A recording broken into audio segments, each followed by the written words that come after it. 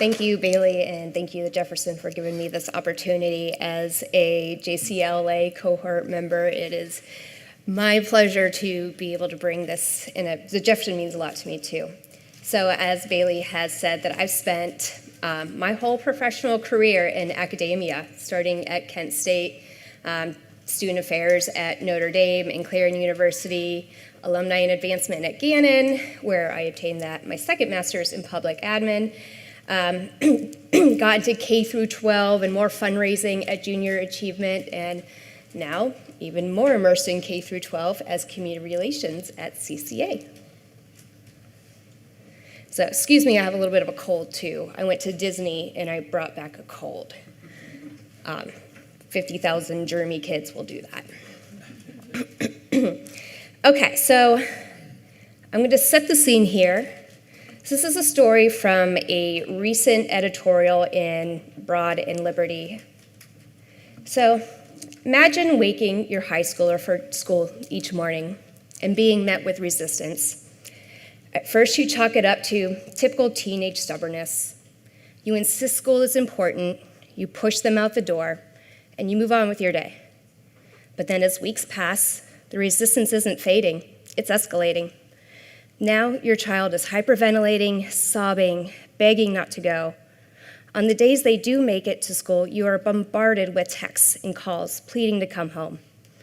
At what point does the alarm go off that this is no longer normal behavior? This is a true story for a family who eventually enrolled their child into cyber school.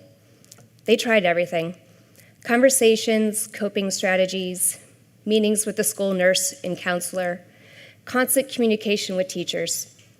Despite all the support they attempted to put into place, nothing improved, and their school district had no solutions other than, she should see a therapist. Online learning is not the best fit for everyone, students or staff, and not every student is the right fit for CCA. Contrary to what some may believe, but the 14 cyber schools in PA are allies, not competition. We work with each other and all want what is best for the child, whether it's traditional or cyber. But there are thousands of students for whom cyber education is exactly the environment they need, that child being one of them. And in hindsight, they only regretted that they pushed their child to remain in an environment that was taking such a toll on their well-being for as long as they did. They explored their local school district's virtual academy, but what they found was disheartening. Little support, minimal accountability, and staff who admitted they knew almost nothing about the program. How would that have set their child up for success? The moment that child enrolled in a cyber school, everything changed. The relief was immediate. She is now thriving. She is healing.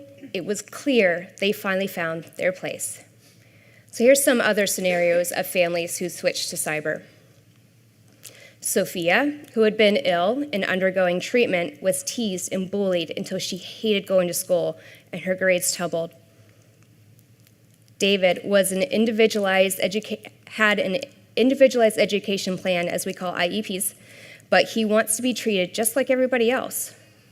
Rachel is shy and feels smothered in large group settings.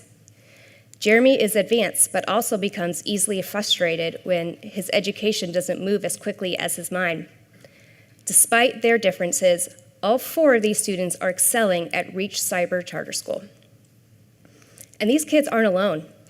More than 68,000 students across Pennsylvania, one of the largest student bodies in the Commonwealth, attend a cyber charter because their school district couldn't provide what they needed for their education. Cyber schools offer a safe, controlled, yet flexible learning environment for students whose needs don't fit traditional structures. Many children face bullying, medical conditions, trauma, mental health struggles, or unstable home lives that make attending physical school impractical, overwhelming, or unsafe. The learning environment matters. When a student can learn from a place where they feel comfortable and protected, their chance of success skyrockets. For those 68,000 learners, cyber education is not a loophole, it's a lifeline. So I'm gonna get real granular here, buckle up. In 1995, Erie's own Tom Ridge was governor and won his platform in part based on school choice. Under the Ridge administration, charter schools in PA were established in 1997 under Act 22 and cyber schools in 2002 under Act 88. New provisions to the law provided accountability in school funding. Are schools actually producing learning outcomes for the money the state gives them? School vouchers for underprivileged children to go to the schools of their choice, EITC, which are tax credits for businesses that donate to educational nonprofits and create scholarships for kids to go to schools of their choice, and the concept of charter schools. However, vouchers still haven't been able to get approved. The intent of the General Assembly in enacting the charter school law was to provide opportunities for teachers, parents, students, and community members to establish and maintain charter schools that operate independently from the existing school district structure as a method to improve learning, increase learning opportunities, encourage the use of different and innovative teaching methods, create new professional opportunities for teachers, including the opportunity to be responsible for the learning program at the school site, to provide families with expanded choices in the types of educational opportunities that are available within the public school system, and to hold the schools established under the charter school law accountable for meeting measurable academic standards and provide the school with a method to establish accountability systems. The charter school law defines a student's school district of residence as the school district within the Commonwealth in which the parents or the guardians of a child resides. Section 1302 of the school code, which is applicable to cyber charter schools, provides that a child shall be considered a resident of the school district in which his or her parents or guardian resides. Cyber charter schools in Pennsylvania are public schools that use technology to provide a significant portion of its curriculum and deliver a significant portion of instruction using the internet or other electronic means. But that doesn't mean exclusively, and we do have multiple ways we provide in-person hands-on instruction. They are designed to provide flexible learning options for students across the state, allowing them to learn at their own pace and in their own environment. Enrollment is open to all students residing in Pennsylvania, and these schools are funded by public tax dollars, meaning there are no tuition fees for families and have a year-long enrollment. At the heart of the charter school law is the idea that cyber charter schools will provide increased learning opportunities for Pennsylvania students while ensuring public accountability around the cyber charter schools' efforts to help students meet rigorous academic standards. Therefore, a cyber charter school applicant must demonstrate that the proposed cyber charter school will provide innovative and unique educational opportunities for students beyond what is currently in operation and will serve as a model for other public schools. Cybers are governed by an appointed board of trustees, holds real and substantial authority over the operation of the school, educational decisions, and school staff. Because our school board is appointed, much like a nonprofit board and not elected, we also have no taxing authority, meaning we don't have the authority to raise your school taxes. Our board members one board member must be a parent. They are volunteers and do not get paid for their service, but are considered public officials to comply with ethics and with conflict of interest law, and they are governed through charter school law policies and must be trained initially and every 5 years. There are 14 cyber charter schools across the state with approximately 68,000 K-12 students. Cyber education is the second fastest growing segment of education, just beyond homeschooling. The vast majority of those students have transferred into a cyber school after having tried out 2 or more other schools that didn't work for them, whether that was academically, in terms of safety, or because of other unique circumstances. Students being homeless, teenage parents themselves, a student having special needs, or even being academically gifted. So who is Commonwealth Charter Academy? So we are the biggest success story in school choice for students and teachers in Pennsylvania. Not only are we the largest cyber charter school holding over 50% of the industry percentage with the other 13 cyber schools collectively holding the other half, but we are the second largest school district behind Philadelphia in Pennsylvania. CCA success is the result of strong leadership, experienced educators, high standards, and an unwavering commitment to students. It is not because the board or the administration focuses on enrollment or sets enrollment goals. Families choose CCA because they trust us to provide a safe, flexible, and high-quality public education that meets the children's individual needs. One of our secrets to success is our family services. The Family Services Department supports families through every step from enrollment all the way to graduation. The team that I'm a part of provides ongoing family mentoring and connects new families with experienced CCA parents. With family service centers across Pennsylvania, families can connect in person with additional support. So let's get into the myths versus facts. First myth, cyber charter schools are private for-profit entities. I kind of just went a lot into that. But a cyber charter school is an independent public school that is organized as a public nonprofit corporation. Cyber schools are independently accredited, audited annual, and held to accountability requirements under Pennsylvania law. Enrollment in a cyber charter school is open to all resident students of the Commonwealth. Because we are a public school, we are unable to be selective in our enrollment. Cyber schools must serve a wide range of student populations, including historically underserved groups such as English learners and students receiving special education services. We are a school of choice, meaning students aren't required to learn at a cyber school if they don't want to, same as if they choose a private school or homeschool, but we exist as a no-cost alternative if they aren't getting their needs met at their home school district, which is a school set in their boundaries of their home address that they would have to attend otherwise, even if it's low performing, even if they are getting bullied, even if there are safety concerns. Cyber schools attract students with special needs, students facing bullying or instability, gifted learners, and families seeking flexibility to balance work, travel, or health challenges. Each and every student enrolls by choice and may leave at any time if it isn't the right fit. But for the thousands of Pennsylvania students who find that cyber education is best for them, these are not fringe programs or budget footnotes. These are schools. These schools are fully sanctioned public schools chosen by families who know their children best, or students who know their environment that will fit their personal lives best. These families aren't looking for shortcuts. They're looking for survival, stability, and dignity for their children. Cyber schools don't exist to compete with brick and mortar schools. And this isn't McDonald's and Wendy's fighting for market share. Cyber schools exist to complement them, offering an alternative when the traditional model fails to meet a student's needs. This table here, it demonstrates data we retrieved at CCA from surveying parents when they enroll their child into CCA, noting flexibility as the main reason and anxiety, depression, or medical issues as the next highest reason, then bullying and safety as the third. This indicates to us that a trauma must have happened that made a parent look into other options. Next myth. Cyber public charter schools lack accountability.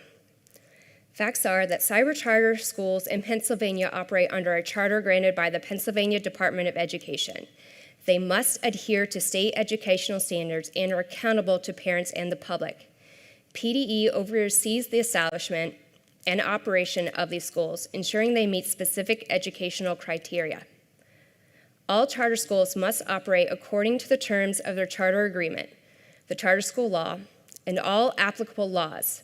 Not only must we follow all public school codes, regulations, standards, policies, we must also follow additional charter school provisions, and as a nonprofit entity, it requires us to comply with nonprofit corporation law, NPA, and accountability, reporting, and all nonprofit entity requirements.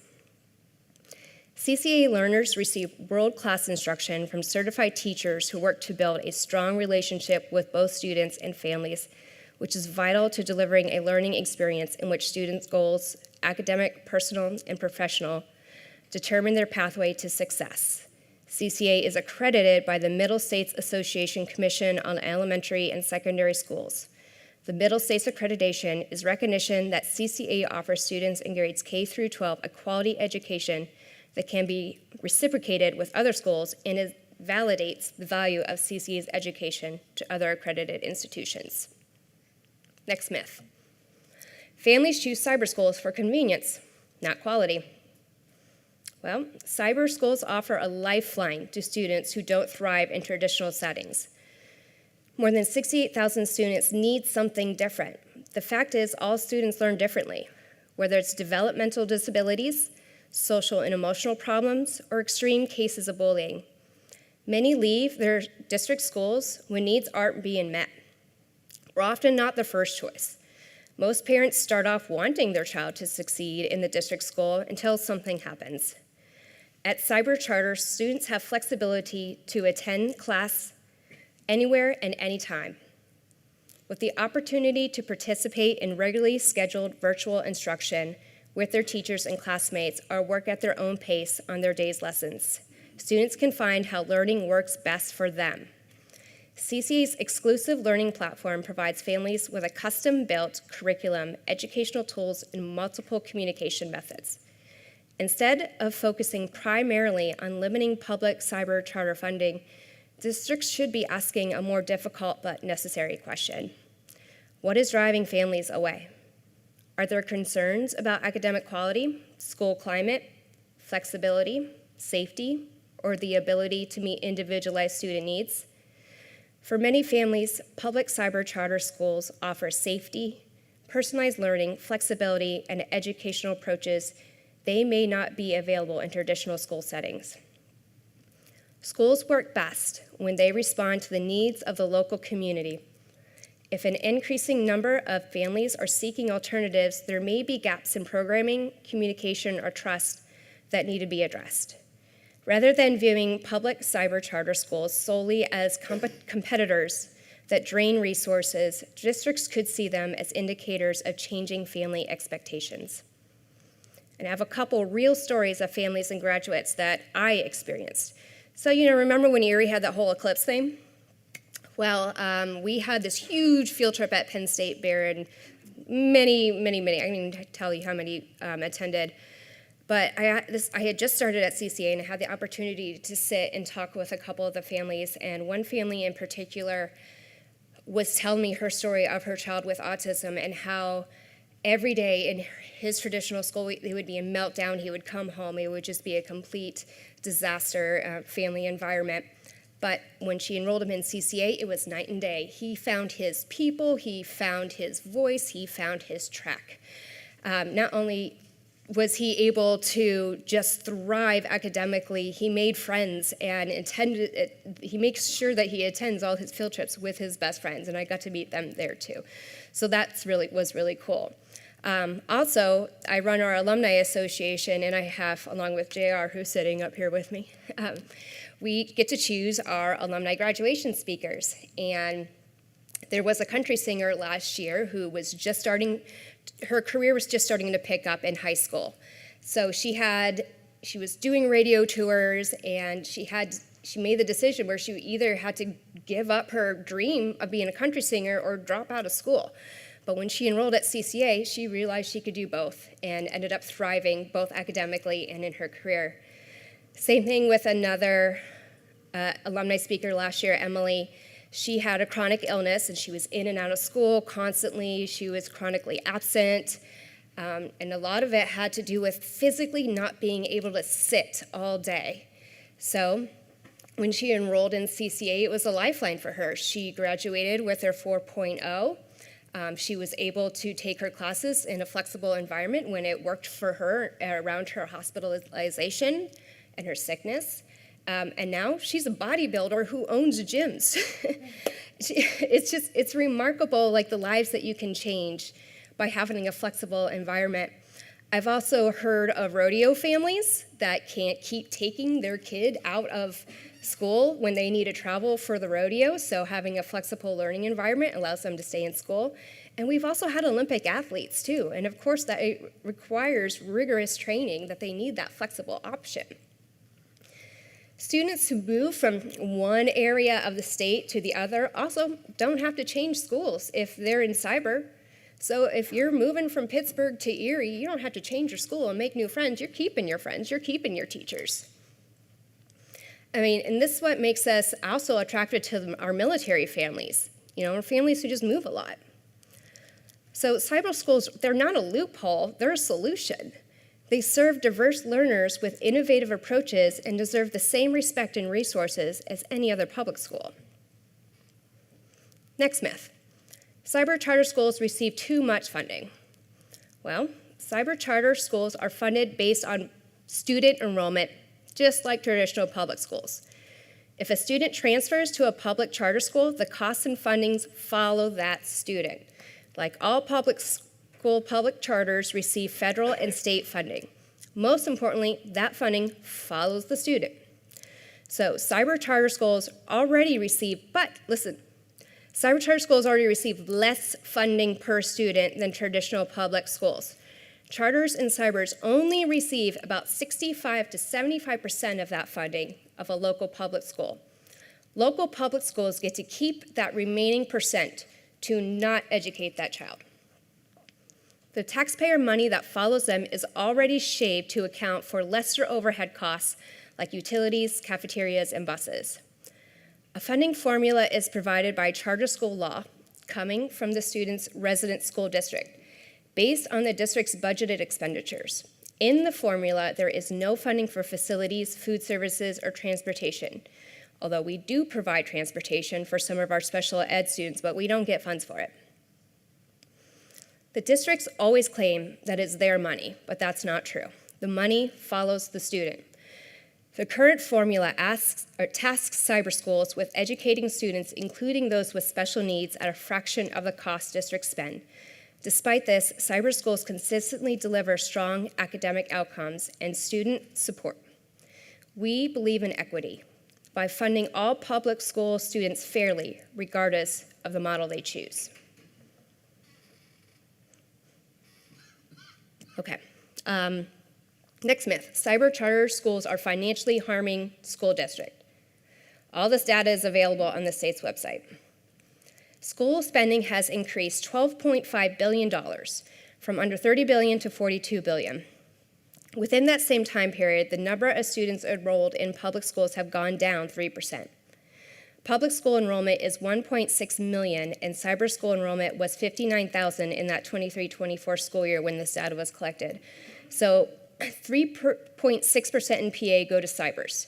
So we're spending less than 3% of the total school spending, but we're educating just under 4% of the total students in public schools. Because cyber charters receive less compared to district schools who keep a portion, they are doing more with less. Across the state, public cyber charter school tuition represents roughly about 2% of the average district's budget. The significant cost drivers to school districts are debt services, salaries, and benefits, which also includes pensions, and consume the overwhelming majority of district spending. In the 23-24 total education spending statewide, federal, state, local taxes was more than $42 billion, and cyber charter schools are only $1.2 billion of that. When you look at it as a whole, with the number of students in schools across the state, $1.2 billion is less than 3% of total spending. When you look at local school districts, we are 2 to 3% of what school districts spend. As part of the last budget passing in November, $175 million was given to public school districts. However, what they're not telling you is that that money was siphoned away from public cyber charter schools with a new funding formula, meaning cyber schools had to pay back district schools, while all public cyber schools are estimating that the actual costs are more like $300 million with that new formula. Act 47, as part of that bill, has cut the funding CCA receives from school districts by $130 million, or around 21% of its total funding.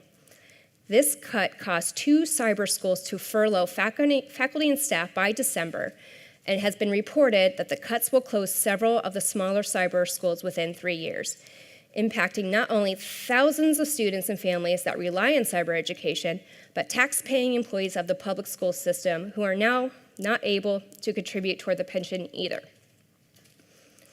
Not to mention, weakening cyber schools doesn't reduce the need for them. And fortunately, it could eliminate the pathway available to the students who depend on them most. These costs are children.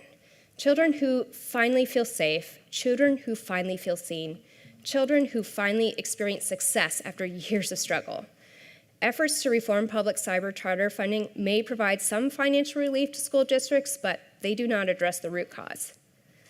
Why are they leaving in the first place? Even with lower tuition rates, the trend will continue if families feel their needs are not being met by their local districts. Additionally, Act 47 placed further responsibilities such as camera use and truancy that put an added unfunded mandate on cyber schools, forcing them to do even more with less. So as we just went over, a majority of districts are serving fewer students while overall spending and reserves continue to increase. 77% of the 500 PA school districts have declining enrollment. 88% have increased spending. And 63% have grown fund balances across all brick and mortar districts. Total fund balances for all bricks and mortar as of the fiscal year 23-24 exceeded $13.3 billion taxpayer dollars. That isn't a huge burden on each district. None of the districts pay over 4.4% of their yearly budgets for cyber school students. So here are the trends in Erie County. In the interest of time, I'm not going to go over all of them because I have 3 more slides of this, but I'll go over one district per slide. So for this one, I think I am focusing on, the Erie School District. So good news is that the Erie School District enrollment was up 1%, but their total expenses are also up by 29%, and their admin costs are up by 13%. The fund balance was up 38% at $124.7 million in fiscal year 23-24. That caused taxes to be increased by 3 times. But the cyber costs in fiscal year 23-24 was $9.6 million, which is only about 3.5% of their expenses. Okay, the next school district I think I'm going to go over here is Harbor Creek. So at Harbor Creek, enrollment was down 1%. Their total expenses are up 28%. Their admin costs are up 15%. Their fund balance is up 21% at $43.1 million in fiscal year 23-24. Their taxes increased 4 times. And their cyber costs in 23-24 were $486,000, which was only about 1.1% of their expenses. And this one, Mill Creek. Mill Creek enrollment is down 3%, but their total expenses are up 16%. The admin costs are up 21%. Their fund balance is up 8% at $76.9 million in fiscal year 23-24. Taxes increased 3 times, but the cyber costs were $2.05 million, which is only about 1.7% of their expenses. And the last one, Wattsburg here. Enrollment is down 2%. Their total expenses is up 3%. Admin costs is up 17%. The fund balance is up 29% at $6.83 million. Taxes increased 3 times. And then 23-24 cyber costs were $978,000, which was only about 3.3% of their expenses. So moving on, our next myth. Cyber charter schools have too much money in reserves. Well, the PA Department of Ed leaves off their website the total reserve funds of all public schools, not just unassigned balances and committed balances and other unassigned, but they also have money set aside in capital reserves, capital project funds, and other special funds. But there are so many accounts school districts have. On PDE's website, it may only say $7 billion, but it's actually $13.2 billion that all 500 school districts have in reserves when you count the unnamed reserves. Compare that to what cyber charters have at $875 million. It's a pretty big delta. When the Auditor General came out last year stating that cyber charters had too much in reserves, what was left out of that story is the amount of total reserves that school districts have. Why do cyber charters have fund balances? Well, the same reason that school districts do. But what happens when there's a budget impasse like we all experienced last year? Many schools didn't pay their cyber tuition bills because they weren't getting money from the state, which also happened during the Wolf administration in the 15-16 school year. And that's why cybers have these funds set aside to prepare for these things. It's good fiscal management. Additionally, CCA puts aside money for our facilities so we don't have borrowing costs. Next myth. Cyber charter schools spend too much money on advertising. CCA only spends about 1.5% of its budget on advertising, which really isn't excessive. But we're also a school of choice. The General Assembly designed us to not be confined by zip codes like local school districts. School districts by design have students that are assigned to that district once they live in that zip code, so they don't have to advertise for enrollment. Cyber schools have to tell families that they have a public school choice and that they don't have to stay there if it isn't working for them. There are still many across PA that don't know cyber charters exist because there is no need for them to know because it doesn't really affect their lives. But our goal is to inform families of their school choice options. And one thing that really puts it to test of why we outreach to communities across the state of families about school choice options was our enrollment during COVID. You see in the chart up there. When a lot of families first learned about cyber charters, it certainly wasn't advertising that drove students to cyber charters. We already had the tools and resources in place for remote learning when school districts struggled. The table above demonstrates October 1 benchmarks on PDE on enrollment from 2018 to 2024 at the top 6 cyber schools by enrollment. Next myth. Cyber charter schools have no financial oversight. We have a board of trustees who are public officials. Everything is in public meetings. Budget is public information. We do annual independent audits just like school districts. We are subject to audit by Auditor General, and our annual financial report is posted on PDE's website. We are required by law to give tech reimbursements, tech and service necessary for the online delivery of curriculum and instruction so students can receive the tech supplies at home they would receive at school. We are also required to provide computer monitors, printers, and all instructional materials, so these expenditures aren't frivolous, it's required. One of the critiques by the Auditor General on cyber charter school funding included the purchase of gift cards. However, those gift cards are put towards students. Some students qualify for free and reduced lunch. However, as a virtual school, we don't have a cafeteria we can send them to. This is why Reach Cyber School sends students and their families small dollar grocery and Walmart cards so they can be fed. Next myth. Setting a statewide base tuition rate ensures costs align with actual expenses of providing an online education. There is a proposed $8,000 per student cap floating as a bill right now. That would close as many as 12 of the 14 available online schools.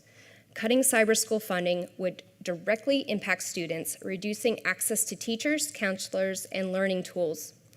Punishing families for choosing a school that works for them is not good educational management, causing inequities and undermining the principles of public education, serving all learners. Cyber charter schools are not consulted on actual costs. Thus, a proposed $8,000 per student cap is an assumption, not an actual per student cost of cyber education. Next myth.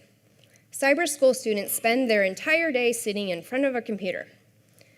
Does it look like these students are just sitting in front of a computer?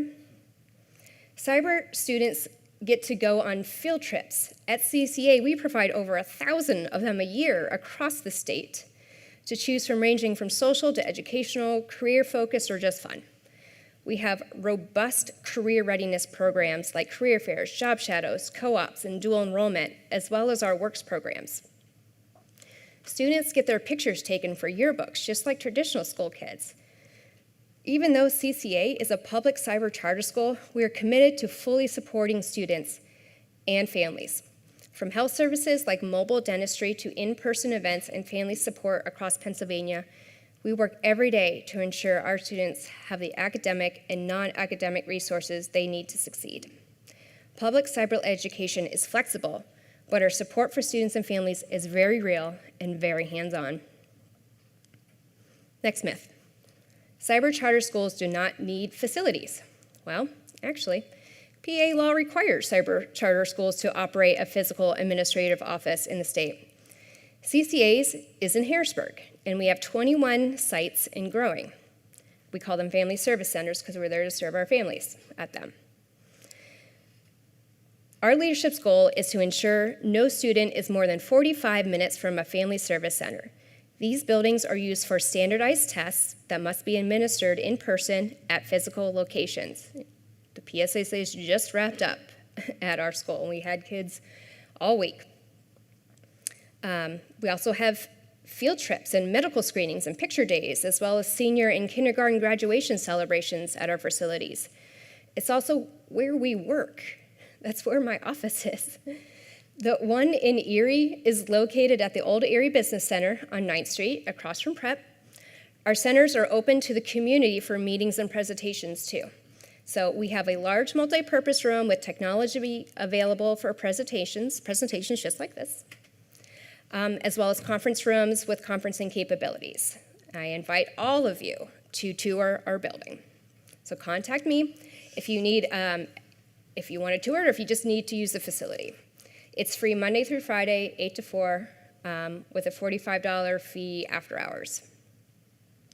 $45 an hour. Next myth. Cyber charter schools do not serve students with special needs. Legally, as a public school, we cannot select our students and pick which students we want or don't want. By law, we cannot deny any student as a public school. Research shows that students with IEPs are 27% more likely to enroll in cyber charters than brick and mortar schools. There is no way we would even have the ability to cherry pick our students, not that we would anyway. Our enrollment process is so fast once all required proofs of age, residency, and immunization records are filed. However, under the new budget, we now cannot enroll students who are excessively truant. So that is a restriction put on us by Act 47 attached to the budget passed in November. 1/3 of our enrollment is special education and have IEPs. Some school districts may claim that we don't enroll special ed students, but at the same time complain we receive too much of their special ed funding. So let me remind you that the money follows the student. So if we don't have special ed students, why would we need their special ed funding? Special ed funding is a different formula because of the need for special education services and equipment. Next myth. Cyber charter schools have low student performance. We are required that our curriculum meets the requirements of 22 PA Code Chapter 4 and assesses whether students are meeting educational goals. Statewide performance data shows that many public cyber charter schools serve students who have struggled in other educational settings, making direct comparisons pretty difficult, meaning many of the students that we get are already behind cohort and behind many subjects because they were not able to meet their needs.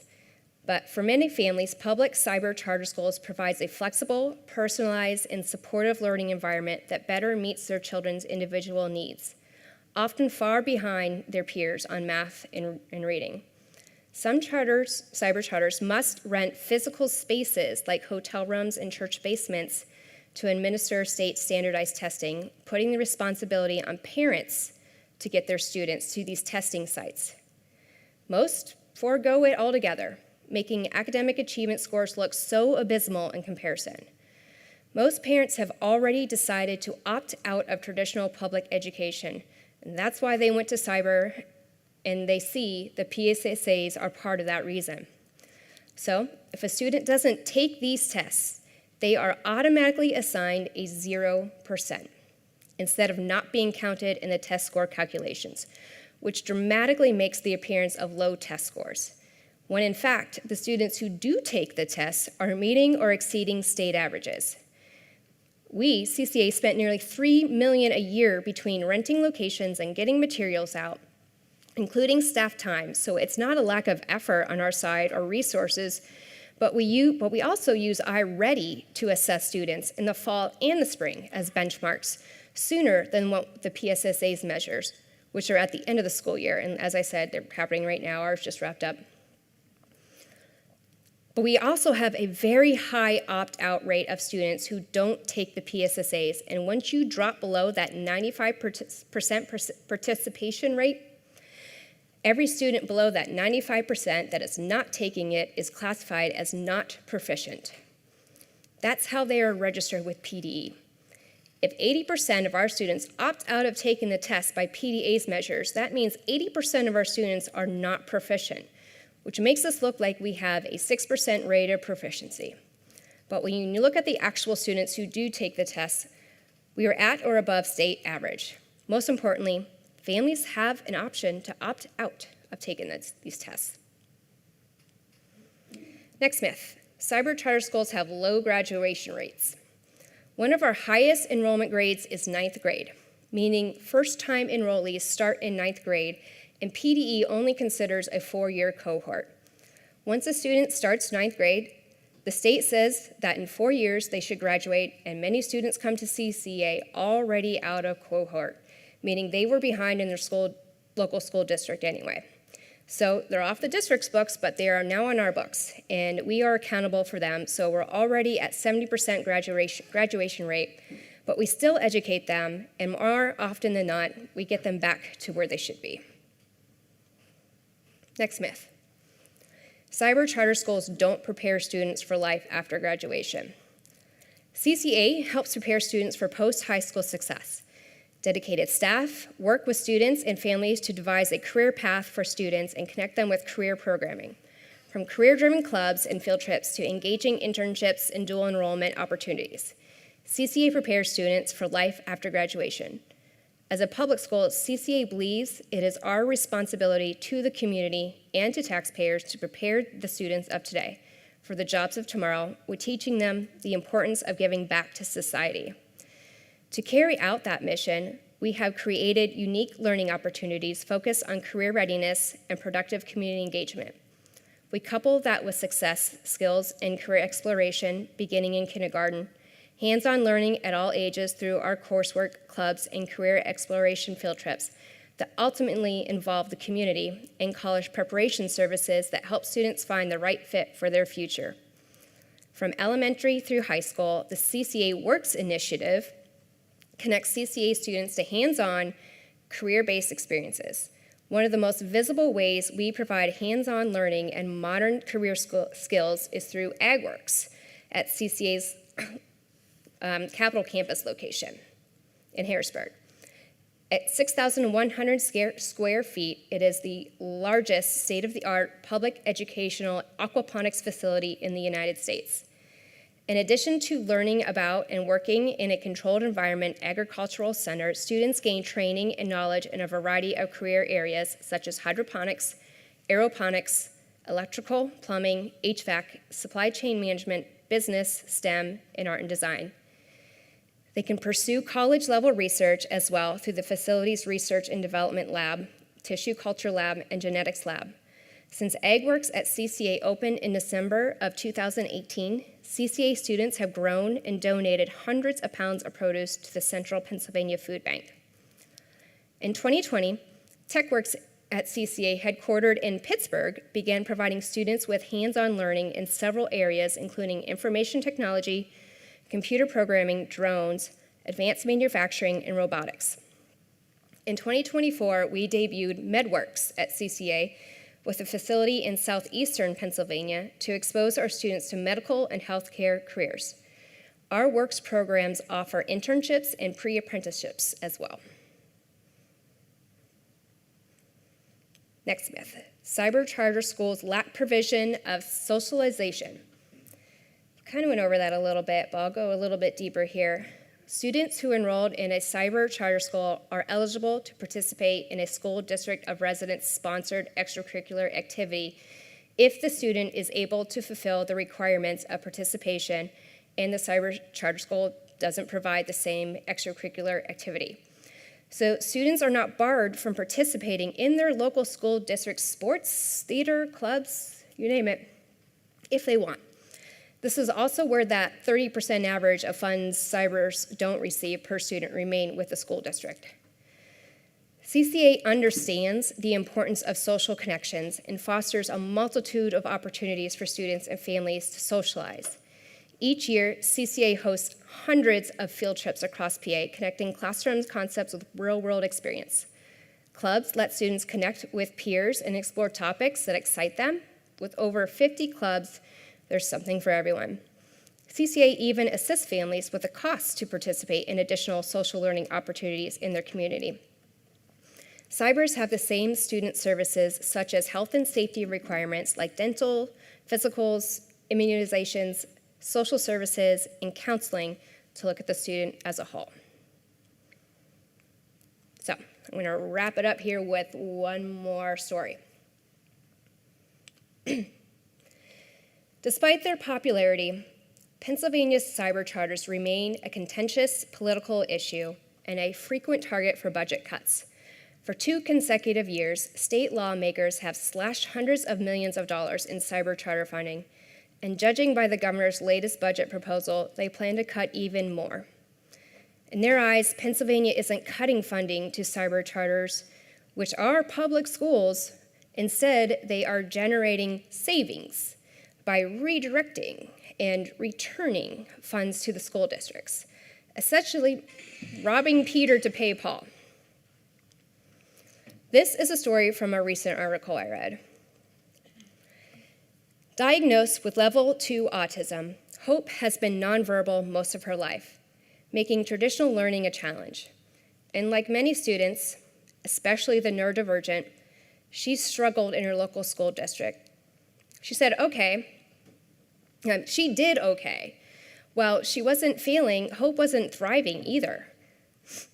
Hope's school district, Cumberland Valley, is well known for its top-tier blue ribbon public schools, ranking among the best in Pennsylvania, if not the nation. That's why the family chose to live there. Despite her school's accolades, Hope's grades slipped, and she struggled to advocate for herself. But everything changed when the COVID-19 pandemic happened. Switching to virtual learning, Hope gained a new tool that boosted her communication skills, her keyboard. Typing empowered the once quiet student to open up and actively engage. She just took off, an overnight change in academic performance. When the pandemic subsided, Hope wasn't eager to return to the classroom. Reverting to an in-person environment seemed like a step backward, especially considering her recent online academic gains. When Hope requested to stay virtual, her school claimed that it could not accommodate special education students online. She was written off. They just said, "See you, bye, good luck." Before parting ways, the school recommended a few cyber charter schools, one of which was Agora Cyber Charter School. It was the best decision they ever made. Within the first week, the cyber charter sent a psychologist and a speech therapist to Hope's home to evaluate her and develop her individualized education plan, her IEP.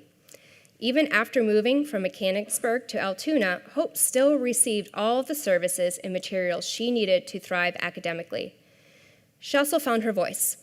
Hope went from being nonverbal to 100% conversational. This is especially true when the subject pivots to Hope's favorite pastime, video games.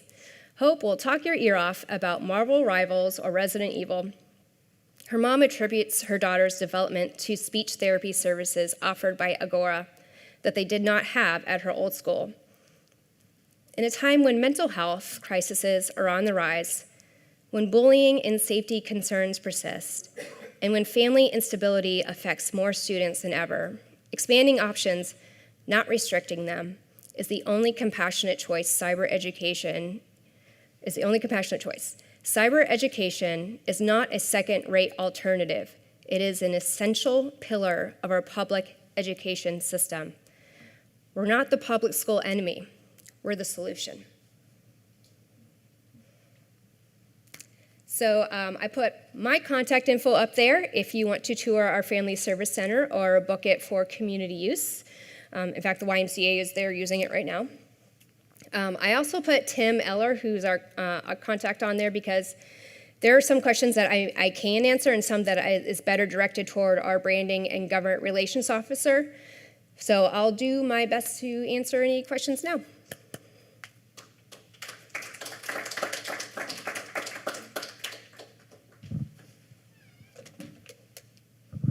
Thank you. It's always great when you have someone who really knows the information, deliver the information, rather than things you read on social media or in the newspaper. So thank you very much for being here.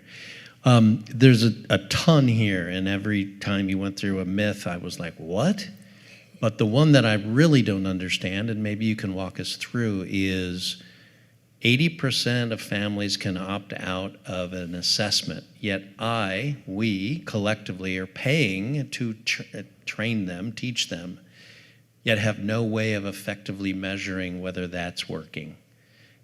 Can you walk us, and maybe you can't, and I don't blame you if you can't. That's better. Can you walk that's us a Tim through Miller question, honestly. Is there a rationale for that? Thanks. Yeah, like I said, that's probably a better Tim Eller question, who is more involved in our direct academic performance of our students and the efforts that we put in to make sure that our students take it and why they don't. What I did mention is that, you know, some schools they have to rent out spaces, or parents have to physically bring their students to testing, and sometimes it's just not available if they're working. It's during the school day. So they can't take off work and sit with their kid to take their test all day. So that's why a lot of them will opt out. Can I say something? Yeah, go. Yeah. Also, we have a teacher here with us. Wait for them. Oh, okay. Hi, I'm Amanda Mulder. I'm a special education teacher, so I work with a lot of learners that, and I wanted to add on to this question, but for graduation, there's a series of proficiencies, like Act 158. So if they opt out of taking their testing, they have to show different proficiencies. They have to take, sometimes there's modules they can complete, certificates they can complete. If they're going into a military, they can show that they've taken the military test. So they can choose a pathway and complete that pathway. Sometimes there's a composite where they can take some tests and then do some modules. But it's open to all students, but like it's more in an individualized way for education, because not all learners, a test isn't, from an educational standpoint, I have my master's degree in education, but a test isn't going to show proficiency in learning for every individual, and the government's just leaning toward a more individualized way for people to show they're proficient and ready for the workplace. So just want to add on to that. Thank you. Yeah, that's why I brought back up. Thanks, Amanda. Hello. I want to thank you for being here. There is a question that I don't understand. Like, what does a student do if there's not a parent or legal guardian at home when they're going to school? Is that a requirement for the educational process? A caretaker is what we Yes. call them. Yeah, so it's a parent, legal guardian, or a caretaker. Some do assign that to other relatives. Amanda, do you have anything more to add to that? So our learners are supposed to have a learning coach or a caretaker there to help them through assignments, or as a teacher, I might meet with them, might meet with their caretaker. I'm responsible as a teacher. Actually, I have more interactions with the caretakers and the parents on an everyday basis. But they're supposed to be there, kind of leading them through, helping them get to their activities. There's a online system called EDIO where they can look at the calendar together and see kind of what's coming up for the day. But yeah, a lot of time it requires like a partnership between the learner and the caretaker just to make sure. I work in the high school, so I do have some learners that go on during the day, and there's an app we have that they have on their phone called EdioGo, and they could log in and see if they're working, if their learner has logged in. But yeah, it's more of a partnership model of having someone there, having someone checking in, having someone accountable for helping them learn, because it's more of a team approach. It's not something you can just expect a learner to do on their own. So yeah, a follow-up to his question about the 80%. You put up there that, because as taxpayers, we need hard figures in order to understand where our tax dollars are going to go. And you said that the students who do opt in meet or exceed. What percent meet and what percent exceed of those students who take it? I don't have those figures See, on me those are right the now. kind of things Yeah. that we as taxpayers really need to know. This gentleman had a question. Oh, you don't have a question, right? It's a statement? No, mine's a question. Oh, no, back there. Statement. She can help answer the question, is what I'm saying. I don't know if I can help you answer the question, Wait till you get the mic. but I'm here unofficially as a parent. We've been with CCA collectively for 11 years. My daughter did 3 years of middle school with CCA. My son is in 7th grade at CCA. So we heard about it through another educator at the time. There was no advertising locally. Our situation wasn't the extremes, but I did work as a family mentor for a while and saw the extreme situations that bring a lot of kids to CCA. Speaking on the PSSAs, like public schools, any kid can opt out of PSSAs. It's not just restricted to, and that was a surprise to me. I never knew that. We've come from diocese schools and public school settings, and I never knew that. That's not something that you're told. Obviously, it's not encouraged. I think more parents at CCA know about it, or cyber schools in general, because the parents have investigated so much into other school options and what works for their kids. So they're just more aware of what is optional and what isn't in a cyber school setting. But my kids personally have been taking the PSSAs. We just finished this week. The atmosphere at the Family Service Center is so different than what you're seeing. The kids are excited to be there. They know the test is a reflection of what their school is teaching and not a reflection of themselves. So they go into it with a much better attitude, and they're happy to represent their schools and show what they're learning. But anyway, I could answer any question as a parent, but I'm here unofficially. I had one ahead of you. Mine's a very practical question. You said that you have 68,000 students and 2,200 teachers. How many of those teachers are actually instructors? So 68,000 are statewide in enrollment. 2,200 teachers are at our school specifically, are certified teachers. So those are instructors. Those 2,200 are certified instructors.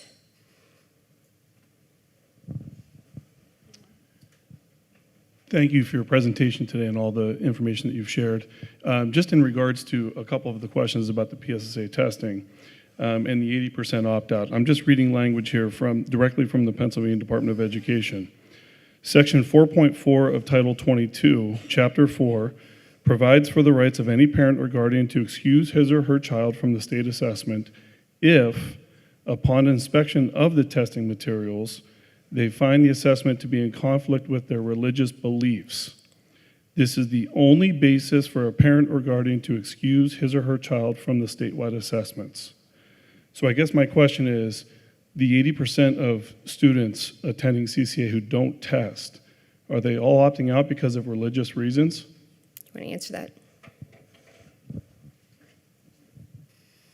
Yeah. I speaking to a lot of parents that have done this, they choose to. It's the same reason that it's an excuse, that's an easy box to check. It can be done in the public school setting as well. And they're using that same option to get out of the vaccination requirements and anything else that's required. So, I mean, and these parents, like I said, are coming to CCA because they've exhausted their other options. My foot's kind of on both sides of the line. We came for different reasons. I think our public schools need more funding in general, all of them, but I don't think the cyber school kids should be taken away from, because having experienced many different school districts and private schools as well, I've never seen a school give back as much as CCA does to their students, not just my own kids, but just talking to so many parents and then having the ability to be in a school that's diverse in beliefs and everything, and having that opportunity for the kids to all get to know each other and see each other as a whole is an incredible experience in itself. Yeah, I may have done a disservice by pointing at that particular question, because I recognize it's really not a cyber charter challenge. It's to your point, any parent across the whole Commonwealth, district or cyber or not, can choose to opt out, which I find is weird. Religious or any other excuse that you make up, we're paying collectively for students to be educated. Certainly we know we have workforce challenges and we want better, smarter people doing the next generation of work. I just find that odd that people would have that option to opt out, period. I don't understand the rationale for it. It's not a cyber thing. I think what's interesting about the cyber presentation that Erin made is that there are so many things that are common belief as truth, which are really not common belief and shouldn't be truth, because they're not. That's the thing I found most interesting about your presentation. So thank you. Thanks, Brian.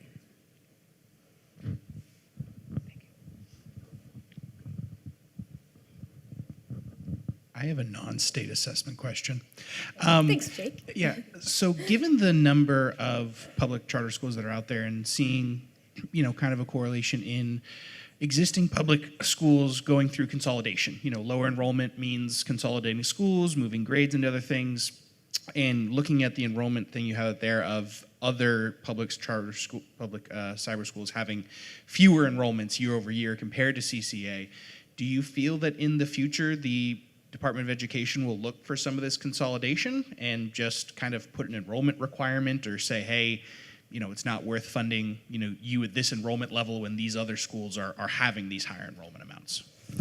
Some of the other cyber charters have enrollment caps, and that's why they're smaller. But ours we do not have an enrollment cap. So as far as consolidation goes, I can't really speak to what the Pennsylvania Department of Education would be deciding.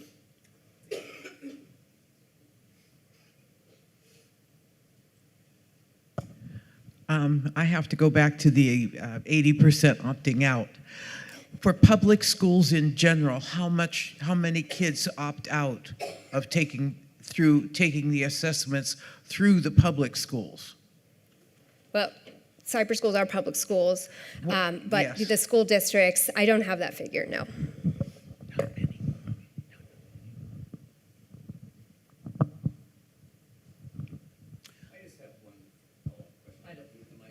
No, we do need the mic. because we're taping. Since you brought up the ASVABs, that some of your students take the military exams, do you have any data on how well they do on the ASVABs compared to other school districts, or SATs, or you don't have those figures either? I don't have those figures, but I just have personal stories. I work with learners that have. Okay. Sorry, we're taping. Oh, sorry. I work individually with students, so I just have data from students I've worked and success stories from students I've worked with. And, as a high school special education, emotional support teacher, my goal is to get them ready for high school. We talk about transition. We have transition classes. We have a whole transition team. And, I talk a lot with my colleagues, and we've had students pass that test. We have students in the military. We have students that do really well. I mean, I don't have the data, but I've seen it as a teacher. I mean, I had a student last year that his dad sent me a thank you note that he's in Germany making, 6 figures as a doing something over there, like as an engineer, and he had a specific individually tailored program at CCA where he learned German, and it was really catered to what he wanted to do after he graduated. And that's something that we do a lot here is we look at what the learner wants to do after they graduate, and we can kind of customize their learning and make sure they're on a path to be really successful. They're not just like, it's not just a lot of fluff, it's really intentional learning, individualized for the learner. So. And just personally, for me, this is my own opinion too. This is not a CCA thing. This is an Erin Sekerak thing. I never felt that standardized testing was a measurement of anybody's success. I did abysmal on my PSSAs, on my SATs, on my ACTs, but I have 2 master's degrees and I'm a vice president of the largest cyber charter public school. So how does standardized testing really measure a person's ability to succeed in life? I mean, that's the larger question. I agree with you there.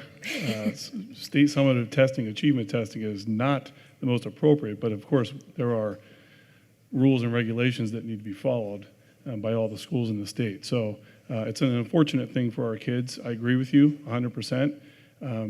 I guess I just would like to ask a question. I'd really would just like to hear your team's take on the idea that there's a very similar delivery of curriculum, instruction, and assessment practices for students all throughout the Commonwealth, wherever they reside. But how does that translate to 500 different tuition rates that you receive from each of the school districts? What is your take or thoughts on, and I guess this question is in regards, you had mentioned the $8,000 tax cap proposal by the governor recently.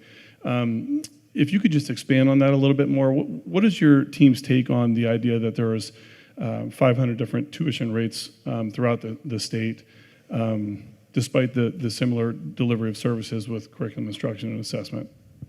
Well, those tuition rates are determined by the local taxes, by local school districts' taxes. So that's why we have 500 school districts with 500 different tuition rates, and that formula was set up by PDE, so that's not a cyber education formula.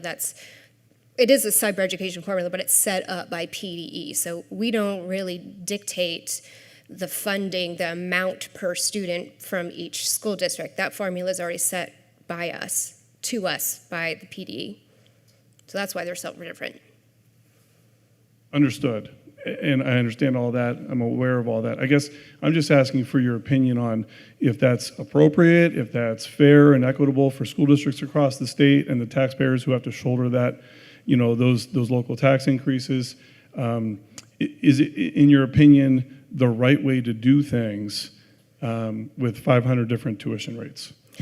I'm not here to give an opinion on that. We can talk about that separately. But yeah, my own personal opinion is different than what CCA would say on that matter. And I can't really speak to what CCA would say on that matter. That is also like our branding person's ability to speak on behalf of CCA for that.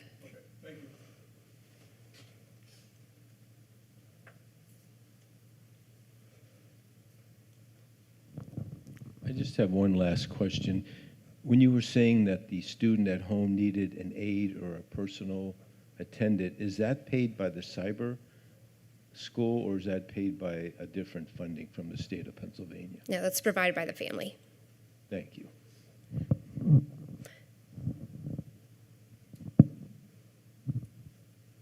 I have a couple of questions. First of all, my understanding is that the state, in regard to testing, is going to more online testing. So as that moves forward, I would expect that your percentage of people that opt out is going to be reduced because you won't have that, I have to go somewhere, I have to, all of that. So perhaps that will answer its own question over time. But my other question is the amount of screen time, particularly for young children, that they are spending doing their education through CCA or any other system of instruction this way is being challenged constantly now. We see almost every day that school districts as a whole taking away iPads until 3rd or 4th grade or even later, that this is not a good idea, particularly for younger children. So you're going kindergarten on. In a regular day, can you give us an estimation of how much screen time an average 6, 7, 8, 9-year-old is spending? And you can't do this compared to what would be in a classroom situation.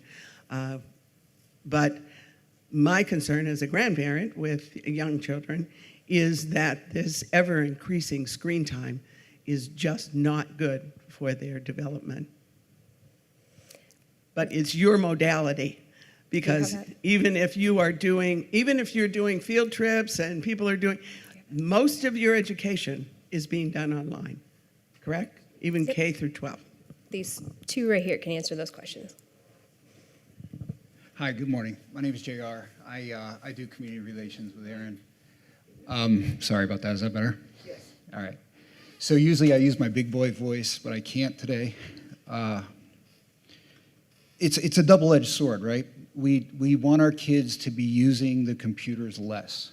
So we have different things, different workbooks, different activity packets, different things that get sent out to the students. We try to continue their education through the summer as well by providing some of these additional resources. But in certain situations, it's better to have a student learning online and using the resources and the screens that we have than not getting an education at all. And like I said, it is a double-edged sword, right? They're seeing all these different things, the ADHD, the different learning disabilities, and the things that are stemmed by looking at the blue screen of death. And I try not to look at this, but I have to look at this all the time. So in a perfect world, right, every student goes to a brick and mortar school. Like most of us didn't have the option of cyber learning. We didn't have the option of computer learning like we do now. So in a perfect world, that's where kids can go. But for safety, for learning disabilities, for all the other things that we have to factor in, getting them the education the way that they do. And we do, like I said, try to subsidize that. And there's no set hours, saying that a kindergartner is only online for an hour every day. We don't have a set amount of time because some people take longer to learn subjects, and there's different ways that they grasp the subject and the concept. So along with the synchronous learning that they're doing with the teachers teaching the class, they could also be logging on to their asynchronous courses and learning additional things as well. So to give you an exact number, it's just based on the individual learner, based on where they're at. And then that's really, Mom's shaking her head in the back, but that's really how it works. Some kids... We were in kindergarten with him with CCA. We were barely on the computer, and they provide, my friends who were in public schools were impressed because we were still learning cursive handwriting. It's bad. Sorry. Yeah, my friends in public school were still impressed with the fact that we were still learning cursive handwriting and getting those opportunities to be away from the screens.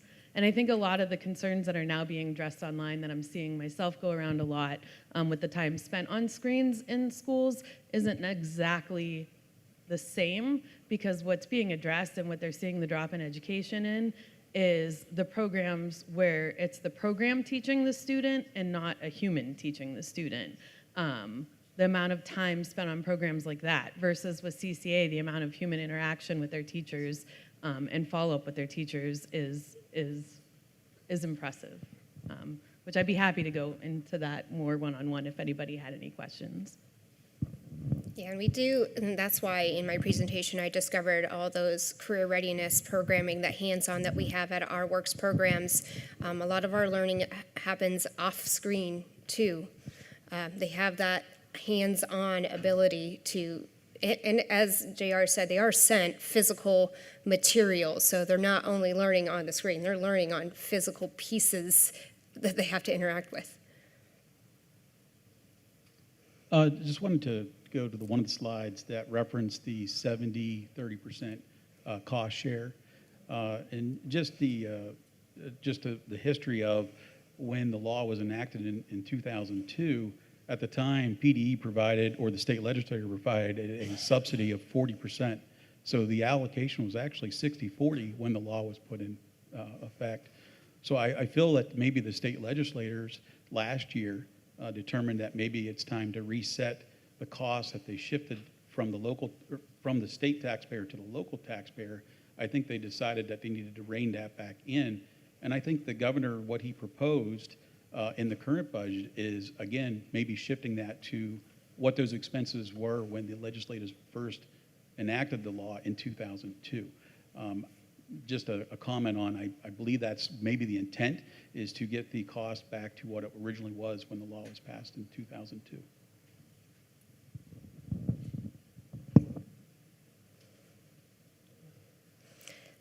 Okay. If there are no further questions, I'm happy, like our team is here, parents are here, happy to answer any further questions. And as I said, you have our contact information if you need it. But thank you all for this opportunity today. Yeah, let's Have a give great Erin day. a round of applause. Thank you again.